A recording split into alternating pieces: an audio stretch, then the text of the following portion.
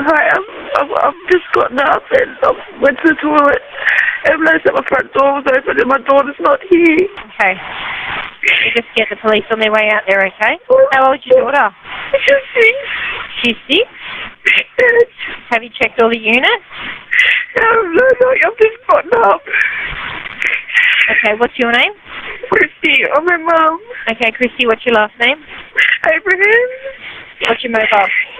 Oh no, I don't know. What's your daughter's name? Kaisha. What is it? Kaisha. Spell it.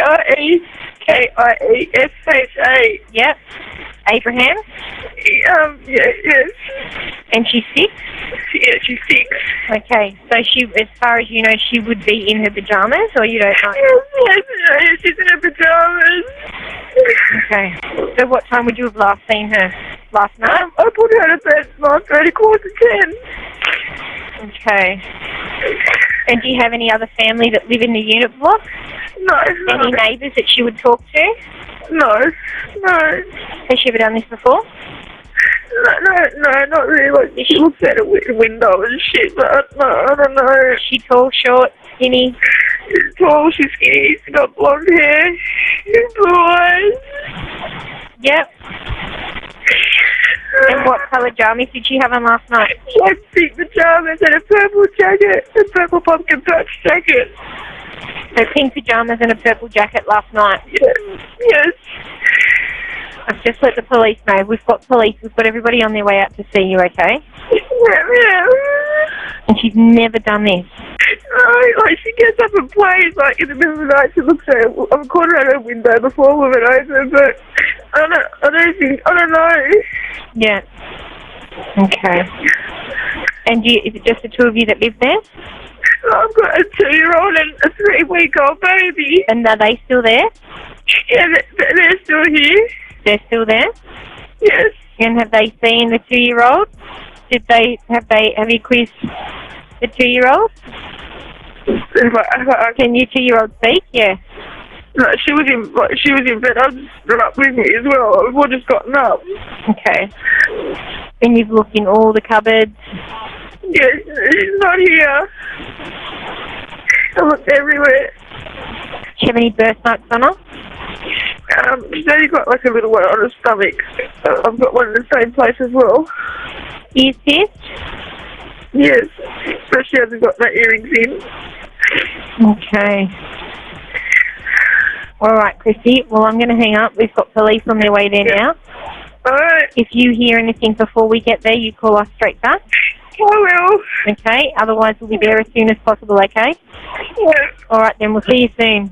All right, thank you. Bye. 6-year-old Keisha Weipart was reported missing to 000 in August 2010 by her mother, Christy Abrams. The horrific truth was that the girl wasn't missing at all. She had been murdered by her mother and boyfriend several days prior.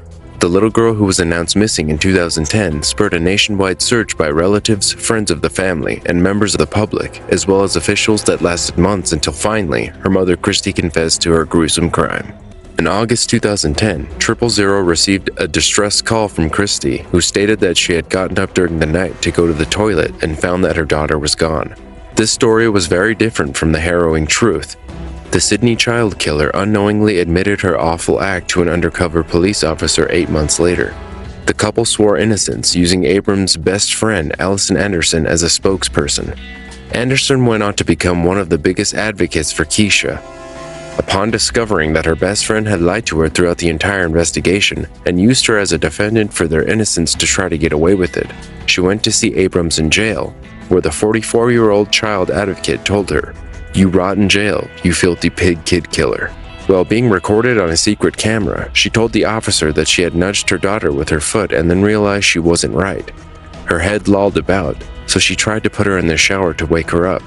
When she realized that her daughter was dead, she and her 34-year-old partner Robert Smith dragged her body stuffed into a suitcase into dense bushland and covered it with petrol. They burned the girl's remains and buried them. It was also later discovered that the 6-year-old had been physically harmed by Abrams a fortnight before her disappearance, and her mother did not get the required medical attention. Robert Smith reportedly also knew that the girl was injured but also neglected to seek medical help. The forensic pathologist stated in court that Keisha's injuries were inflicted on different occasions in the time leading up to her death, and that it indicated years of severe physical abuse. Smith was sentenced to 12 years in prison for manslaughter and his assistance with covering up the murder. Abrams was acquitted of first-degree murder upon confessing to her crime due to insufficient evidence proving that Abrams caused the girl's injuries and subsequent death. However, she was given the maximum sentence of 22 years for her crimes, which included keeping the girl's body in a suitcase for over a week and disposing of the body after Keisha's death. So that's crazy. This lady that had her husband abuse her own kid and then fuck around and they did some crazy shit like that. Don't know why. People think that doing what they do to their kids, you know what I'm saying, is gonna make things better in their life. When honestly, I don't see how you can live with yourself for even thinking like that and going with that. You know what I'm saying? You shouldn't even be out here like that. You should be wanting to have peace, love. Now y'all about to be peace and loving in the prison system because y'all want to be doing harmful, demonic, dumb shit. I mean, it's just crazy. Some of these stories I see, I can't post some of them just because of how gruesome and crazy the details can be. But man, folks we live with in this world, man. This story involving a TikTok star is tragic, and there's some new information about it. This is Alexandra Dolan, a 21-year-old from Florida who went by Ali Spice on TikTok, where she had nearly 1 million followers. Last December, Ali was in the passenger seat of her boyfriend's car when they got in a head-on collision with another car that was going the wrong way. 3 of the 4 people inside the car died, including Ali. The driver of the car that was going the wrong way ran off on foot before police arrived on the scene.